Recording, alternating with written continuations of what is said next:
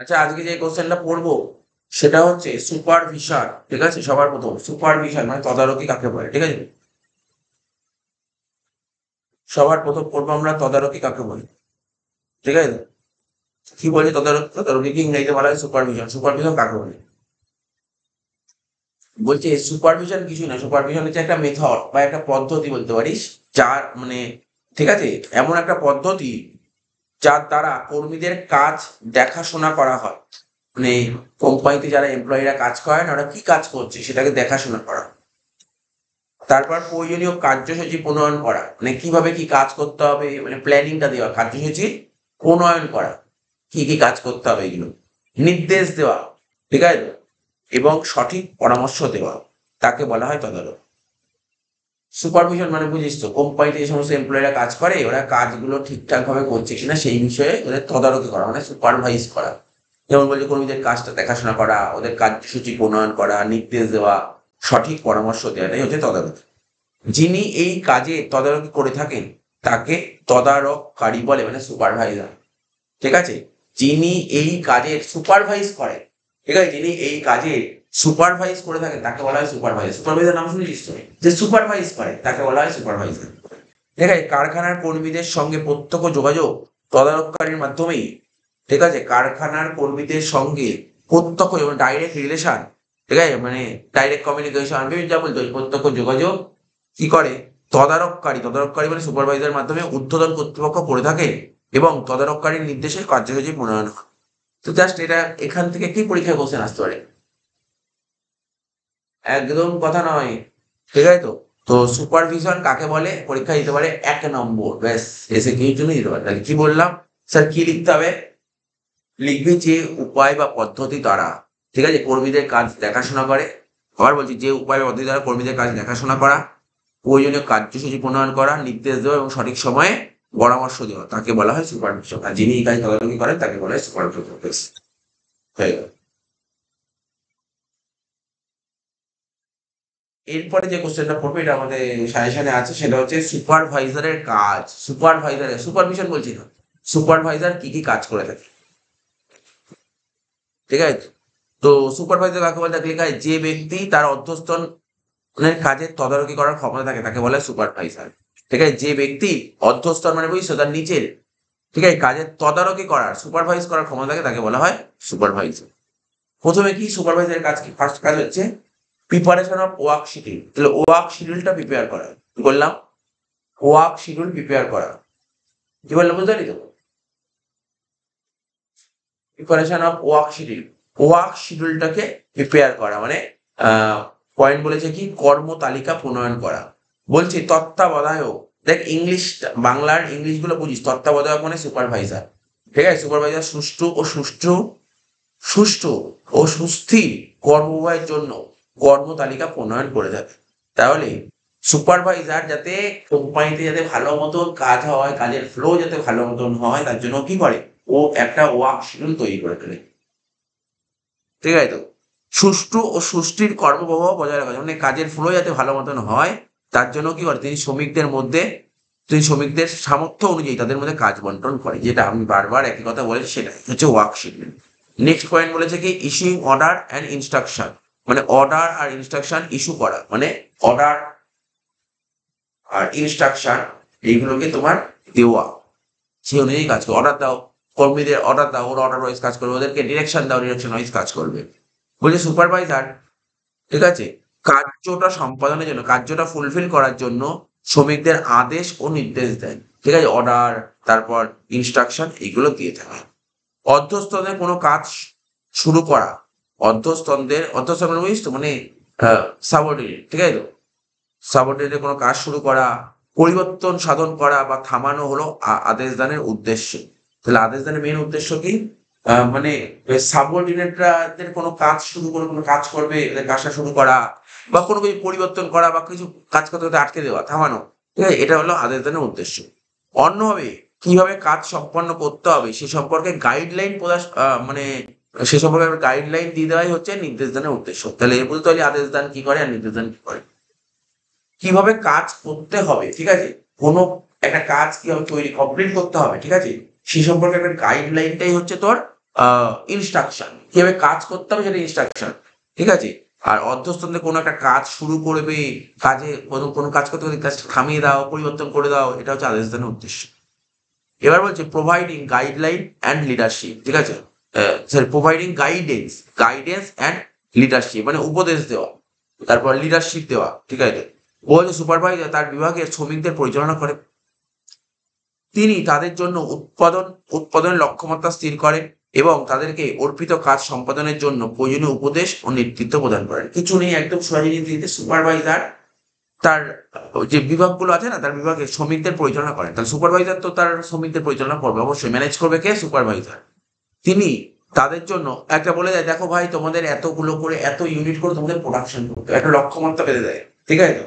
এবং তাদেরকে অর্পিত কাজ সম্পাদনের জন্য যে ওদের যে কাজটা অর্পণ করা হয়েছে সেই কাজটা কমপ্লিট করার জন্য ওদেরকে কি দেওয়া হয়? গাইডেন্স দেওয়া হয়, লিডারশিপ দেওয়া হয়। মোটিভেশন বলছি উৎকৃষ্টতর কর্ম সম্পাদনের অধ্যস্তনদের উৎসাহিত করা তত্ত্বাবধায়কের এক গুরুত্বপূর্ণ কাজ, ঠিক আছে। তার মানে কি বলছে? উৎকৃষ্টতর কর্মসম্পাদন মানে বুঝতে পারছিস তো? উৎকৃষ্টতর মানে কি? মানে উন্নত মানের যাতে কাজ করতে পারে, উৎকৃষ্ট। দেখ কাজ উৎকৃষ্ট ধর নিকৃষ্ট নিম্নমানের কাজ, আর উৎকৃষ্ট মানে উন্নত ধরনের কাজ হবে। উন্নত ধরনের কর্মসম্পাদনের অধ্যস্তন মানে সাবঅর্ডিনেটদের উৎসাহিত করা। মানে কি? দেখ ভাই আমি একদম সিম্পল ওয়ার্ডে বলছি, সুপারভাইজার কি করে যে ওদের কিভাবে অনুপ্রাণিত করে যাতে ভালো একটা কাজ সম্পাদন করে, তার জন্য ওদেরকে উৎসাহিত করে, বুঝিস তো? উৎকৃষ্ট কাজে উৎসাহিত করে অধ্যস্তন সাবঅর্ডিনেটদের উৎসাহিত করে, ঠিক আছে। এটাই হচ্ছে এর গুরুত্বপূর্ণ কাজ। আর্থিক ও অনার্থিক প্রণোদনা প্রদানের মাধ্যমে, ঠিক আছে তো। এবার এটা নিশ্চয়ই পরে শর্ট কোশ্চেনে আসবে, আর্থিক অনার্থিক প্রণোদনা জিনিসটা কি। আর্থিক মানে কি? ওদেরকে কিছু আর্থিক সুযোগ সুবিধা দিয়ে থাকে। যেমন ধর কোম্পানি যারা কাজ করে কি আর্থিক সুবিধা বলতে কি পাই? বোনাস দেওয়া, এটা আর্থিক, ঠিক আছে। কমিশন দেওয়া, এরকম অনেক আর্থিক আছে। আর অনার্থিক মানে কি? কোনো পয়সা করে থাকবে না। যেমন ওদেরকে কোনো পুরস্কৃত করা, রিওয়ার্ড দেওয়া। সবার মধ্যে একটা ভালো কাজ করলে এমপ্লয়ি চলো সবার সামনে ডেকে ওকে একটা পুরস্কৃত, এইগুলো আর্থিক অনার্থিক পরিচয় শর্ট কোশ্চেন আসে, যে বলে কতগুলো আর্থিক বলতে পারে যে তোমার কি যেন আর্থিক প্রণোদনার উদাহরণ দাও, অনার্থিক প্রণোদনার উদাহরণ দাও, ঠিক আছে। এরকম বেশ কিছু উদাহরণ আছে আর্থিক প্রণোদনা, অনৈতিক প্রণোদনা। বলেছি আর্থিক প্রণোদনা, অনৈতিক প্রণোদনা বেশ কিছু উদাহরণ তৈরি করে রাখতে হবে তো, একবার বলেই দিই।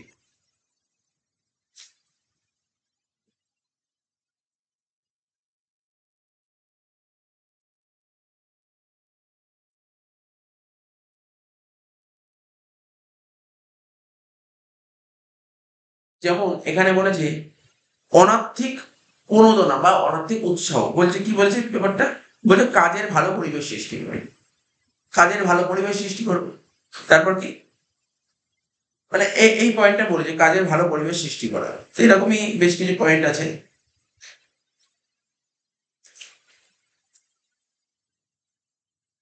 যেমন চাকরির নিরাপত্তা দেওয়া,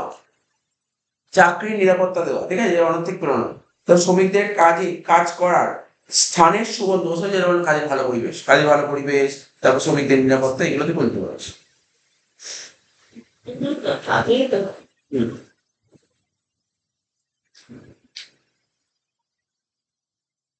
এগুলো থেকে বলেছিল। তাহলে নিচে বলতে হলে আর্থিক অনৈতিক প্রণোদনা প্রদানের মাধ্যমে তিনি তার অধ্যস্তনদের উচ্চতর উৎপাদনশীলতার জন্য অনুপ্রাণিত করেন। তুই ভাব, কেন করবে না? ওদের যদি এই সুযোগ সুবিধা, কাজের একটা ভালো পরিবেশ দিল, বলে তুমি চাকরি করো, তোমার চাকরি যাওয়ার ভয় নেই, তাহলে সবাই তো মানে ভালো করে কাজ করবে, ভালোবেসে কাজ করবে জিনিসটাকে। এবং ভালো করে ভালোবেসে কাজ করে, তাহলে কি হবে? কোম্পানিতে প্রোডাকশন মানে উৎপাদনশীলতা, প্রোডাক্টিভিটি অনেক ভালো হবে। তাই বলেছে। তো যে প্রিজার্ভিং রেকর্ড মানে নথি সংরক্ষণ, প্রিজার্ভিং রেকর্ড মানে কি? সংরক্ষণ করবে কি? প্রিজার্ভ মানে কি সংরক্ষণ করবে? প্রিজার্ভ করবে কি? প্রিজার্ভ মানে সংরক্ষণ, আর রেকর্ড কি সংরক্ষণ করবে? রেকর্ড গুলোকে সংরক্ষণ করবে। বলছে সুপারভাইজার প্রত্যেক কর্মীর উৎপাদন ও অন্যান্য সংশ্লিষ্ট কাজের নথি রাখেন, বুঝেছো? রেকর্ড রাখেন।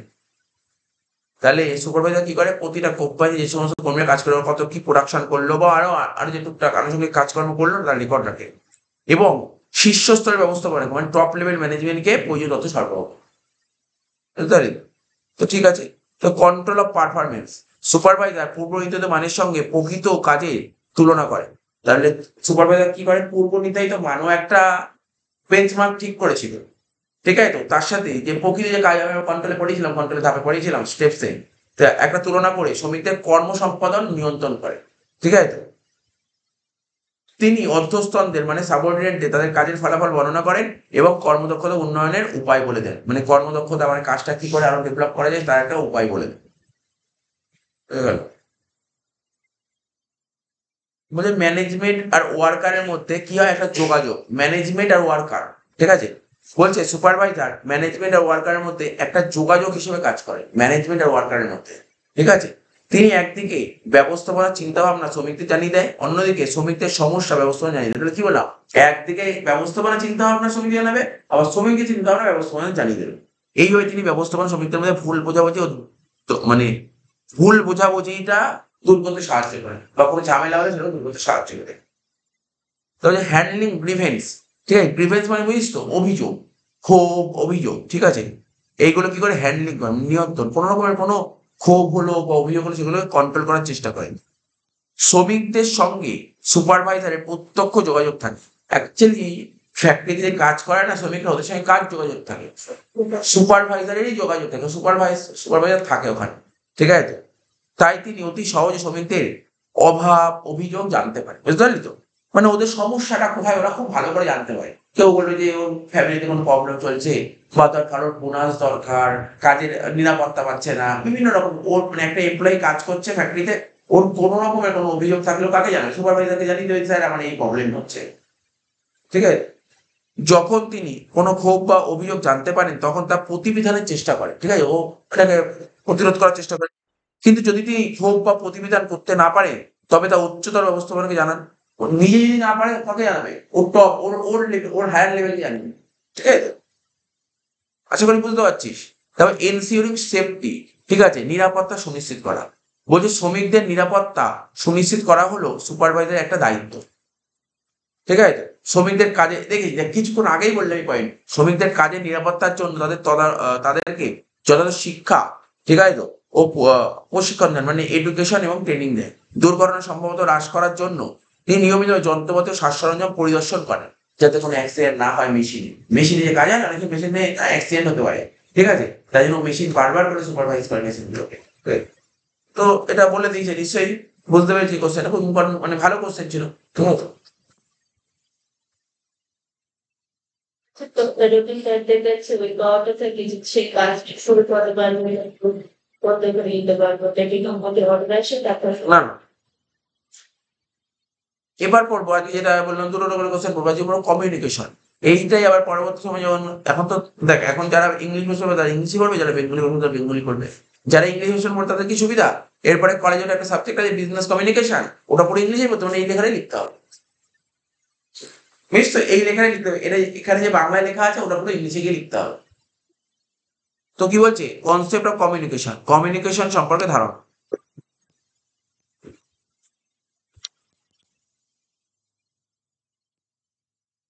তো কমিউনিকেশনের বাংলাটা শুনতে কেমন লাগে, জ্ঞাতকরণ, জ্ঞাতকরণ কাকে বলে, এমনি কমিউনিকেশন বুঝিস তো।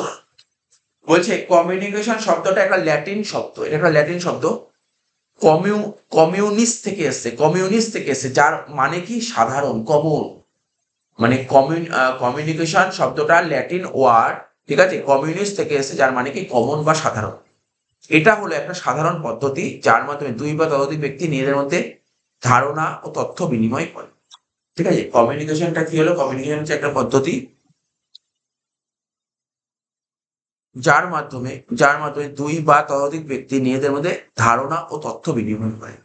কমিউনিকেশন বুঝতে পারছিস, লাইনটা মানে বোঝার চেষ্টা কর, কমিউনিকেশন মানে বলছে কমিউনিকেশন হচ্ছে একটা পদ্ধতি, কিছুই না, একটা সাধারণ পদ্ধতি যার মাধ্যমে দুই বা ততোধিক দুজন বা তার বেশি ব্যক্তি নিজেদের মধ্যে যে ধারণা আছে, কনসেপ্ট আছে বা ডেটা আছে, ঠিক আছে, তথ্য আছে, সেগুলোকে বিনিময় করে। কমিউনিকেশন সংজ্ঞাগুলো কি বলেছে, এক একজন এক একটা মত বলেছে। বা আমি সবার মতটা তোরা একবার দেখে নিস, বলার কিছু নেই। লাস্ট সংক্ষেপে কি বলা যায়, জ্ঞাতকরণ হলো একটা দুই বা ততোধিক ব্যক্তির মধ্যে তথ্য সংবাদ আদান প্রদানের প্রক্রিয়া। এর ইংলিশটা খুব বেশি ভালো লাগে, এর ইংলিশ গুলো পড়তে। বলছে communication is an exchange of fact. Communication কি করে? এক্সচেঞ্জ করে। এক্সচেঞ্জ মানে আদান প্রদান করে। কি আদান প্রদান করে? ফ্যাক্ট আদান প্রদান করে, আইডিয়া আর ওপিনিয়ন, ইমোশন। তাহলে কি বললাম যে কমিউনিকেশন জিনিসটা কি স্যার? কমিউনিকেশন এক্সচেঞ্জ করে। কি এক্সচেঞ্জ করে? Fact, idea, emotion. Fact, idea, emotion, opinion. কাদের মধ্যে? দুজন বা তার বেশি পার্সন। বাস শুনে নীতি হয়ে গেল। দেখ ইংলিশটা কত শুনতে ইজি লাগলো না ব্যাপারটা? দেখ দেখ কমিউনিকেশন হচ্ছে is an exchange.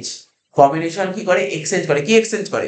Fact exchange করে, আইডিয়া এক্সচেঞ্জ করে, ওপিনিয়ন এক্সচেঞ্জ করে, ঠিক আছে তো? তারপর ইমোশন এক্সচেঞ্জ করে, ঠিক আছে? কি দুজন বা তার বেশি পার্সন। কমিউনিকেশন জাস্ট একটু দেখে নিবি কমিউনিকেশন জিনিসটা কি। আমরা তো কত রকমের কত কমিউনিকেশন করি, কিন্তু মাঝখানে বাধা আসতে পারে। এখন যে বলবো না কমিউনিকেশন বাধা, আমি তার তোর সঙ্গে কথা বলছি কিন্তু মাঝখানে অনেক বিভিন্ন বাধা চলে আসতে পারে, ঠিক আছে? বিভিন্ন বাধা আমি পড়বো এখন। বাধা, কমিউনিকেশন বাধা কি কি আসতে পারে? তাই একজনের সঙ্গে আরেকজন কথা বলছে, তাই কমিউনিকেশন বাধার মধ্যে একটা এটা তো বাধা হতেই পারে, ল্যাঙ্গুয়েজ একটা প্রবলেম হতে পারে। যারা একজন একজন আরেকজনের কথা বলছে কিন্তু ল্যাঙ্গুয়েজের প্রবলেম, মাঝখানে বাধা ক্রিয়েট করে দেবে। তারপর কমিউনিকেশন বাধা কি হতে পারে? ধর একটা কথা বলছি, মাঝখানে গ্যা করে আওয়াজ হচ্ছে, কথা বলি মাঝখানে গ্যাঁ গ্যাঁ করে আওয়াজ হচ্ছে, ঠিক আছে? বিভিন্ন বাধা সৃষ্টি হতে পারে। তো কমিউনিকেশনের বাধা বিভিন্ন হতে পারে। এটা দেখাচ্ছে, এই দেখো বলছে বেরিয়ার্স টু এফেক্টিভ কমিউনিকেশন। এই তো কলেজে এবার এবছর কলেজে খুব ইম্পর্টেন্ট কোশ্চেন চলে আসবে, question very important question. Barrier to কি বলে? Barrier to effective.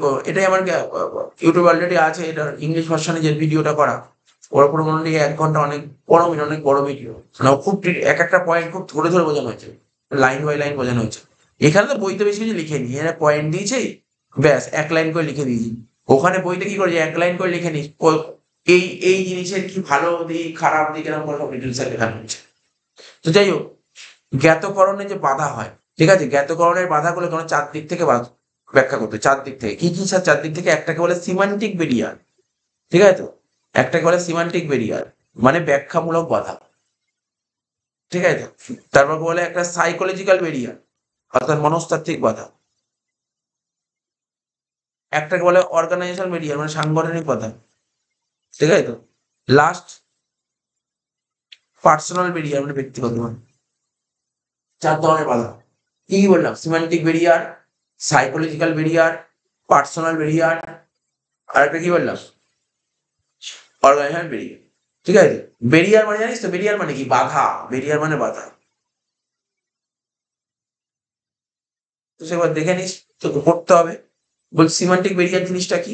ব্যাখ্যামূলক বাধা। প্রথম বলে ব্যাডলি এক্সপ্রেস মেসেজ। দেখ ইংলিশ টার্মগুলো কত সুন্দর, ভালো লাগে তোকে পড়তে। ব্যাডলি এক্সপ্রেস মেসেজ মানে মেসেজটাকে তুই বাজেভাবে এক্সপ্রেস করেছিস। তুই মেসেজটাকে এতটাই বাজেভাবে এক্সপ্রেস করেছিস যে মেসেজটা দেখছে সে কিন্তু বুঝতে পারে। এটাকে বলে মন্দভাবে, দেখ বাংলাটা দেখ শোন, মন্দভাবে প্রকাশিত সংবাদ। শুনতে কেমন লাগলো? তুই মনে রাখতে পারবো মন্দভাবে প্রকাশিত সংবাদ। আরে ভাই, ব্যাডলি এক্সপ্রেস মেসেজ। দেখবি একজন আরেকজনকে মেসেজ করে, ব্যাডলি মানে বাজে মেসেজ না, মানে তুই মেসেজটাকে এমন ভাবে এক্সপ্রেস করেছিস সে বুঝতে পারে। তুই কোনো একটা জিনিস লিখবি, তুই এমন ভাবে লিখবি যে বুঝতে পারে, যে না বুঝতে পারে। তুই এমন কিছু দিবি না, আমাদের অনেক মেসেজ করেন আমরা বুঝতে পারি না কি মেসেজ করতে এলো, কি লিখতে এলাম কিছু বুঝতে পারলাম। অর্থাৎ ও সুন্দরভাবে লিখলো না, মুছিয়ে লিখলো না লাইনটা। তো বলছে ভুল শব্দের ব্যবহার। তুই একটা মেসেজ লিখছিস, কোনো একটা শব্দ ইউজ করিস, তো শব্দটা না এমন শব্দ ইউজ করলি হয়তো ওখানে ওই শব্দটা মানলই না, ভুল শব্দ ইউজ করে ফেলবি। বা ওই ওখানে যে একটা ইম্পর্টেন্ট ওয়ার্ড দেওয়া হচ্ছে সেই ওয়ার্ডটা তুই বাদ দিয়ে দিয়েছিস, ঠিক আছে? প্রয়োজন শব্দ বাদ পড়ার দরুন কোনো সংবাদ যথাযথভাবে প্রকাশিত হতে পারে, ঠিক আছে? এরূপ সংবাদ গ্রহীতাকে, ঠিক আছে, সংবাদের অভীষ্ট অর্থ বুঝতে বাধা দেয়। তাহলে ধর আমি তোকে একটা মেসেজ পাঠালাম, ওখানে এমন একটা ওয়ার্ড লেখা হচ্ছে যে ওয়ার্ডটা লিখিনি, তুই একটা এক্সপেক্ট করেছিলি ওই ওয়ার্ডটা আমি লিখবি, ঠিক আছে তো? বা ধর আমি এমন কোনো ওয়ার্ড লিখলাম তুই ওয়ার্ডের মানেটা বুঝতেই পারলি না, তাহলে কি হয়তো আমি এক মানে করে পাঠালাম, তুই অন্য আর একটা মানে বুঝলি। তো বলছে এরূপ সংবাদ সংবাদ গ্রহীতাকে সংবাদের অভীষ্ট অর্থ বুঝতে বাধা দেয়। বুঝতে বাধা দিতে এটা হচ্ছে তোর ব্যাডলি এক্সপ্রেস মেসেজ। তারা বলেছে কি? বলছে different meaning of the same word. মানে একই ওয়ার্ডের বিভিন্ন বিভিন্ন মানে হতে পারে, এক ওয়ার্ডের বিভিন্ন মানে হতে পারে। যেমন একটা শব্দের বিভিন্ন অর্থ থাকতে পারে, যেমন ভ্যালু শব্দটি বিভিন্ন অর্থে ব্যবহৃত, আমি ভ্যালু বলে একটা ওয়ার্ড, ভ্যালু বিভিন্ন অর্থে ব্যবহৃত হতে পারে। তাহলে যেমন the value of this book, এই বইটার ভ্যালু হচ্ছে 180 টাকা। এটা একটা মানে, তাহলে মানে কি বলতে পারি, আচ্ছা বইটার দাম 180। বা আমি ভ্যালু লিখেছি, আর অন্য মানেও হতে স্যার, অন্য কি মানে হতে পারে, বলছে উই ভ্যালু আওয়ার কাস্টমার, আমি আমাদের কাস্টমারদের ভ্যালুটা, কাস্টমারের ভ্যালু। তাহলে দুটো কি মানে এক দাঁড়ালো? মানে এক না। বলছে প্রথম ক্ষেত্রে ভ্যালু বলতে আমরা মূল্য বোঝাই, দ্বিতীয় ক্ষেত্রে ভ্যালু বলতে গুরুত্ব বোঝায়। যদি সংবাদ গ্রাহক এরূপ কোনো শব্দের প্রকৃত অর্থ বুঝতে ব্যর্থ হয়, তবে কি হয়, কমিউনিকেশন অর্থহীন হয়। ঠিক আছে তো?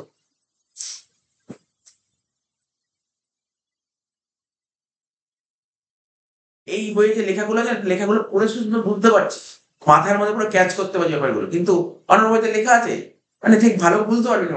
হয়তো ছোট লেখা আছে, এটা একটু বড় লেখা, কিন্তু বোঝা যাবে। পরীক্ষায় কিভাবে লিখবি? 16টা না 20টা পয়েন্ট আছে এখানে, চারটে করে, যদি চারটে করেও পয়েন্ট থাকে তাহলে চার চার কত, চারটে করে তো পয়েন্ট নেই, তাহলে আমি বলছি কটা পয়েন্ট, 6টা, এখানে চারটে 10টা, 10 আর 4, 10 আর 5 15, 15 আর 4 19টা, 19টা পয়েন্ট। এবার তোকে পরীক্ষা কিভাবে লিখতে হবে, লিখবি মানে জ্ঞাতকরণের বাধাগুলিকে আমরা 4 দিক থেকে দেখতে হবে, এটা তোকে লিখতে হবে। লিখে কি লিখতে হবে 4 দিক থেকে, ভালো করে শুনবি। 4 দিক থেকে লিখবি, একটা সিমান্টিক ব্যারিয়ার, একটা সাইকোলজিক্যাল ব্যারিয়ার, একটা অরবিটাল ব্যারিয়ার, আর একটা পার্সোনাল ব্যারিয়ার। সাইকোলজিক্যাল ব্যারিয়ারের পয়েন্টগুলো দিবি। তুই পয়েন্টগুলো যদি দিস না, 2 থেকে 2.5 দিবি, সব কটা পয়েন্টগুলো মুখস্থ করবি। তারপর প্রতিটা থেকে দুটো দুটো করে লিখবি। একটু দেখ, কিছু কিছু কোশ্চেন আছে যার একটু বড় অ্যান্সার হয়, মানে এখানে না এমন কিছু কোশ্চেন আছে না, তুই শুধু ওই পেজের উপর অ্যান্সার হয়নি যে আমার 4 নম্বর এতটা পেজ হয়ে গেছে, বেশি হয়ে যায় না। 4 নম্বর 4টে পয়েন্ট লিখতে হবে, সব জায়গায় সব ম্যাচ ম্যাচ করে না। কি বললাম বুঝতে পারি তো? তো কোনো কোনো জায়গায় একটু বেশি লিখতে হবে। মানে এইটা আমি যেটা বললাম এটা লিখলে ফুল মার্কস দেবে, 4 4।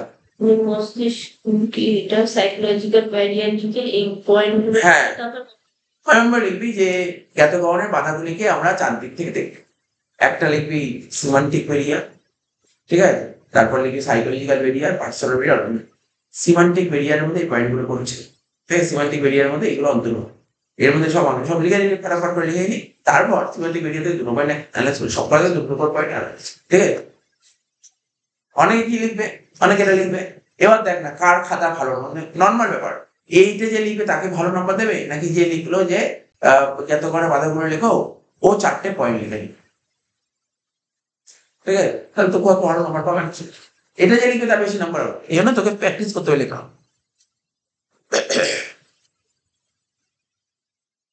তাহলে বোঝা গেল 3 নম্বর পয়েন্ট, টেকনিক্যাল, ঠিক আছে, মানে পারিভাষিক দুর্বোধ্য ভাষা। যেমন অনেক সময় এক্সপার্টরা তাদের বক্তব্যে পারিভাষিক দুর্বোধ্য ভাষা ব্যবহার করে। মানে অনেক সময় কিছু কিছু এক্সপার্ট আছে, মানে বিজনেসে না বেশি এক্সপার্ট থাকে, তারা না ওরা এমন কিছু ল্যাঙ্গুয়েজ ইউজ করে, ঠিক আছে, যেটা সাধারণ মানুষ বুঝতে পারে না। ভালো করে শুনবি, এক্সপার্ট, এক্সপার্ট মানে বুঝছো ওই বিষয়ে বিশেষজ্ঞ, ঠিক আছে, ওরা এমন কিছু ল্যাঙ্গুয়েজ ইউজ করলে, এমন কিছু ওয়ার্ড ইউজ করলে যেটা সবার সবার না, সবাই বুঝতে পারে না এই ভাষাগুলো, ঠিক আছে তো। তবে সংবাদের অর্থ তা এবার ওরা যে প্রেরণ করে তা সবাই তো বুঝতে পারে না, সবাই তো বুঝতে পারে না, ঠিক আছে। এর ফলে কি হয়, কমিউনিকেশন বাধা সৃষ্টি হয়। তো কত ইজি লাইক, তুই লিখবি যে এক্সপার্টরা তারা তাদের কথাবার্তার মধ্যে এমন কিছু ভাষা ইউজ করে, ঠিক আছে, হ্যাঁ, এমন কিছু ভাষা বলতে পারিস, বা বলতে পারিস সবচেয়ে ভালো টেকনিক্যাল টার্ম, ইংলিশে বলে টেকনিক্যাল টার্ম, এমন কিছু টেকনিক্যাল টার্ম ইউজ করে যেটা সবাই বুঝতে পারে না, ফলে কমিউনিকেশন বাধা সৃষ্টি হয়, ঠিক আছে। তো এবার কি বলেছে দেখ, কি কি স্যার কি কি টার্ম ইউজ করে, যেমন ধর আমি বলছি, ধর আমি কথা বলছি, কথা বলতে বলতে বলতে না আমি পড়াচ্ছি, পড়াতে বলতে বলতে টেকনিক্যাল টার্ম একটা ইউজ করে, টেকনিক্যাল ইকুইটি। স্যার এটা আবার টেকনিক্যাল টার্ম জিনিসটা কি? স্যার টেকনিক্যাল টার্ম জিনিসটা কি? তো টেকনিক্যাল টার্ম জিনিসটা কি এটা তোকে বুঝতে হবে, ঠিক আছে। তো টেকনিক্যাল টার্ম জিনিসটা কি, তাহলে তোর trading on equity, trading on ইকুইটির একটা মানে আছে, আমরা আগের চ্যাপ্টার পড়িয়েছিলাম ট্রেডিং অন ইকুইটি। তো কেউ যদি না জানে তাহলে সে বুঝবে কি করে, ঠিক আছে তো। তারপর কি বলছে, অর্থনৈতিক অর্ডারের পরিমাণ, একটা অর্ডার দেবে তার পরিমাণ, এগুলো টেকনিক্যাল টার্ম, ইকোনমিক অর্ডার যেকে বলে। তারপর হচ্ছে ফিসকাল নীতি, ঠিক আছে তো। ফিসকাল নীতি কি, ফিসকাল নীতি হচ্ছে একটা টেকনিক্যাল টার্ম। ঠিক আছে তো। ফিসকাল নীতি হচ্ছে একটা টেকনিক্যাল টার্ম, ঠিক আছে তো। ফিসকাল নীতি ইকোনমিক্স পড়ছিলি আগে দিন, রাজস্ব নীতি, ঠিক আছে, রাজস্ব নীতি, ফিসকাল নীতিকে বলা হয় রাজস্ব নীতি, ঠিক আছে। তো এইগুলো টেকনিক্যাল টার্ম, সবার বোঝা সম্ভব নয়। এরকম অনেক টার্ম আছে যেগুলো অনেকে বুঝতে পারবে না। যেমন ক্যাপিটাল গিয়ারিং, ক্যাপিটাল গিয়ারিং সেটা টেকনিক্যাল টার্ম। একজন যারা এক্সপার্ট তারা এই সমস্ত টার্মগুলো ইউজ করবে, সবাই তো বুঝতে পারবে না এগুলো, ঠিক আছে তো। তো এরকম অনেক পয়েন্ট হতে পারে, ক্যাপিটাল গিয়ারিং হতে পারে, বুঝলেন তো। তা বললো কেউ ধর শেয়ারের পুরাটা অ্যালটমেন্ট অফ শেয়ার, তো এরকম টেকনিক্যাল টার্ম, এই টেকনিক্যাল টার্ম ইউজ করে সবাই সবকিছু বুঝতে পারবে। তাহলে ফল্টি ট্রান্সলেশন মানে একটা ইংরেজির একটা সেন্টেন্স দিয়েছে, ওর যে অরিজিনাল মানে হওয়া উচিত ধর অন্য কেউ মানেটা অন্য মানে করে দিয়েছে, ব্যাস তাহলে তো অনেক সমস্যা ক্রিয়েট হয়ে যাবে। যদি কোনো সংবাদ ভুলভাবে এক ভাষা থেকে অন্য ভাষায় অনুবাদ করে প্রেরণ করা হয়, মানে ধর কোনো একটা সংবাদ আছে ওটা ইংরেজিতে লেখা আছে, ওটা ইংরেজিটাকে বাংলায় ট্রান্সলেট করে প্রেরণ করা হয়, তবে সংবাদটির অর্থ বিকৃত হয়। মানে বুঝতে পারলি, ধর কোনো একটা ইংরেজিতে কোনো একটা সেন্টেন্স লেখা আছে, ওটাকে ভুল মানে ট্রান্সলেট করা হলো, ট্রান্সলেট করে কি করা হলো, বাংলায় করা হলো, তারপর ওটাকে সংবাদ থেকে প্রেরণ করা হলো, কিন্তু যেটা বাংলা ট্রান্সলেট করা হলো ভুল হয়ে গেছে। তাহলে যে বুঝবে তার কাছে নিশ্চয়ই একটা কমিউনিকেশন গ্যাপ তৈরি হয়ে যাবে, ঠিক আছে। যে বডি ল্যাঙ্গুয়েজ বলছে, যদি সংবাদদাতার কথা ও শারীরিক ভঙ্গির মধ্যে মিল না থাকে, যদি সংবাদদাতার কথা, যে সংবাদ দেবে তার কথা আর শারীরিক ভঙ্গি মানে বডি ল্যাঙ্গুয়েজ মানে মিল না থাকে, তবে সংবাদ গ্রহীতার মধ্যে একটা দ্বিধা সৃষ্টি করতে পারে। যেমন একজন ম্যানেজার কৌতুক বলছে অথচ তার মুখে রাগের ছাপ রয়েছে। বডি ল্যাঙ্গুয়েজ মানে একজন ম্যানেজার বলছে কৌতুক, মানে একটা মানে কি বলে একটা ব্যঙ্গ টাইপের কথাবার্তা, হাসি ঠাট্টার কথা বলছে, কিন্তু তার মুখের এক্সপ্রেশনে বোঝাই যাচ্ছে না সে একটা কথা বলছে, ঠিক আছে তো। মুখে রাগের ছাপ রয়েছে, এরকম পরিস্থিতি শ্রমিকরা দ্বিধাগ্রস্ত হবে, কি বলতে চাইছে। ও মুখে ও ওর মুখটা গম্ভীর মুখ, কিন্তু ও হাসি হাসি কথা বলার চেষ্টা করে, বুঝতে পারছিস তো, কথার মধ্যে হাসি না, এটা হতে পারে। তারা বলছে কি, আনক্লারিফাইড অ্যাজাম্পশন, অস্পষ্ট ধারণা। বলছে একজন কর্মকর্তা তার অধস্তনদের নির্দেশ দিলেন পণ্যের যত্ন নাও, ঠিক আছে। একজন কর্মকর্তা তার যে সাবঅর্ডিনেট তাদেরকে নির্দেশ দিলেন, এই ভাই পণ্যের যত্ন নে। ধরে যাক তিনি এই নির্দেশের মাধ্যমে অধস্তনদের পণ্যের গুণাগুণের যত্ন নিতে বলেছে, ঠিক আছে তো। কিন্তু অতটা মনে করেন যে কর্মকর্তা তাদেরকে পণ্য নিরাপদে রাখার নির্দেশ দিয়েছে, বলে পণ্যের যত্ন নাও।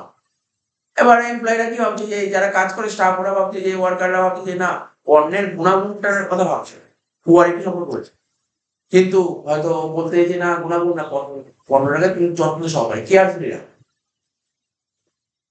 যখন কোনো সংবাদের ধারণা স্পষ্ট করে না, তখন সংবাদ গ্রহীতারা সম্বন্ধে ভুল ধারণা করতে পারে।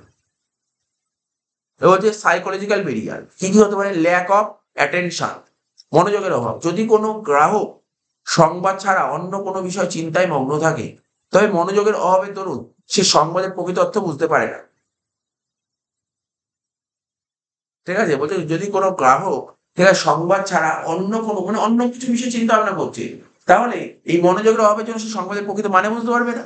তাই মনোযোগের অভাবে হলো এটাও একটা বাধা, ঠিক আছে তো। তো যে প্রি ম্যাচিওর ইভ্যালুয়েশন, যথাসময়ে পুরো মূল্যায়ন, মানে সময়ের আগেই মূল্যায়ন করে দেওয়া।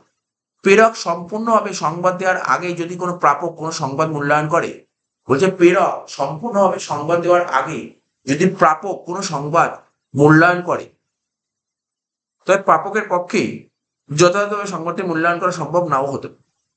তো এই সমস্ত জিনিসগুলো পড়েছে। তার হচ্ছে পোর রিটেনশন। কিছু কিছু লোক আছে যারা দুর্বল ধারণা শক্তির দরুন প্রাপ্য তথ্য দীর্ঘ সময় ধরে মনে রাখতে পারে না, ফলে তারা যথাযথভাবে তথ্য মূল্যায়নে ব্যর্থ হয়, ঠিক আছে। পোর রিটেনশন। তারপর ডিস্ট্রাস্ট না অবিশ্বাস, যখন প্রেরক ও প্রাপক একে অপরকে বিশ্বাস করেন, তখন তারা একে অপরের সংবাদের উপর যথাযথ গুরুত্ব দেয় না। তাই অবিশ্বাস হলো জ্ঞাতকরণ একটা বাধা। বুঝতে পারছিস, এগুলো জাস্ট একবার রিড করে নিবি, সুন্দর করে বুঝতে পারবি, কিছু নেই। আগে কমিউনিকেশন কনসেপ্টটা নিয়ে তুই নিজে ইজিলি লিখতে পারবি। তবে যে অর্গানাইজেশন বেরিয়ার মধ্যে কি কি বলবে, অর্গানাইজেশনাল পলিসি, যদি সাংগঠনিক নীতি মানে অর্গানাইজেশন পলিসি কমিউনিকেশনের অবাধ প্রবাহ সমর্থন না করে। বলছে যদি কমিউনিকেশনের যে পলিসিটা আছে, ভালো করে শুনুন, যদি বলছে যে সাংগঠনিক নীতি জ্ঞাতকরণের অবাধ প্রবাহ সমর্থন না করে, তবে সদস্যরা স্বাধীনভাবে জ্ঞাতকরণে অংশগ্রহণ করতে পারেন। কমপ্লেক্স অর্গানাইজেশন স্ট্রাকচার মানে জটিল সংগঠন কাঠামো। যখন বিভিন্ন ব্যবস্থাপনাগত স্তর থাকে, মানে ম্যানেজমেন্টের 3টে স্তর থাকে, জানি টপ, মিডিল আর লোয়ার, তখন প্রকৃত প্রাপকের কাছে সংবাদ পৌঁছানোর আগে তা বারবার পরিবাহিত হয় বলে জ্ঞাতকরণ বিলম্ব ও বিকৃত হয়। তাহলে রিজিড রুল অ্যান্ড রেগুলেশন, দৃঢ় নিয়ম শৃঙ্খলা, দৃঢ় নিয়ম শৃঙ্খলা সম্পূর্ণ প্রতিষ্ঠানে প্রস্তাবিত চ্যানেলের মাধ্যমে সংবাদ পরিবহন করতে হয় বলে, ঠিক আছে তো, এটা দেরি হয়। স্ট্যাটাস পদমর্যাদা, কিছু কিছু স্ট্যাটাস সচেতন, ঠিক আছে, সচেতন ব্যবস্থাপক আছে যারা অধ্যস্থদের স্বাধীনভাবে মতামত ব্যক্ত করতে অনুমতি দেন না। এর ফলে অধ্যস্থরা খোলাখুলি ভাবে কথা বলতে দ্বিধাবোধ করে। আমাদের ল্যাক অফ অর্গানাইজেশন ফেসিলিটিস, বলতে অনবরত মিটিং, উপদেশ বক্স, উপদেশ বক্স থাকে থাকে অনেক জায়গায়, অভিযোগ গ্রিভেন্স বক্স থাকে, সামাজিক মিলন উৎসব প্রভৃতির প্রয়োজন। বলছে কার্যকর জ্ঞাতকরণ ব্যবস্থা গড়ে তোলার জন্য কতগুলি সাংগঠনিক সুবিধার প্রয়োজন। ঠিক আছে, এই সমস্ত সুবিধাগুলির অভাব কার্যকরণ জ্ঞাতকরণ বাধা সৃষ্টি। Last, personal barrier, fear of losing authority, ঠিক আছে, কর্তৃত্ব হারানোর ভয়। অনেক সময় অধ্যস্থদের ওপর কর্তৃত্ব হারানোর ভয়ে ঊর্ধ্বতনরা তথ্য গোপন করে, এর ফলে সুষ্ঠু জ্ঞাতকরণ বাধাপ্রাপ্ত। Lack of willingness of the subordinates, যখন অধ্যস্থরা মনে করে যে কোনো তথ্য প্রকাশ করলে তাদের স্বার্থ পূর্ণ হবে, ঠিক আছে তো, তখন তারা সেই তথ্য প্রকাশ করেন, এর ফলে জ্ঞাতকরণ বিঘ্নিত হয়। Lack of confidence and superior and subordinates, যখন কোনো ঊর্ধ্বতনের, ঠিক আছে, যখন কোনো ঊর্ধ্বতনে তার অধ্যস্থনের উপর ভরসা থাকে না, তখন তিনি তাদের উপদেশ, মতামত, পরামর্শের প্রতি কোনো মনোযোগ দেন না, তাই সেক্ষেত্রে জ্ঞাতকরণের কোনো গুরুত্ব থাকে না। লাস্ট, ল্যাক অফ ইনসেন্টিভ, যদি উত্তম পরামর্শের জন্য কোনো পুরস্কার বা প্রশংসা না থাকে, তবে কর্মীরা জ্ঞাতকরণে অনুপ্রাণিত নাও হতো। তো এই কোশ্চেনটা কেমন কোশ্চেন, জাস্ট একবার দুবার তুই ভালো করে রিড করে নিবি, তারপর লেখালেখি করবি। তো এই ছিল কোশ্চেন।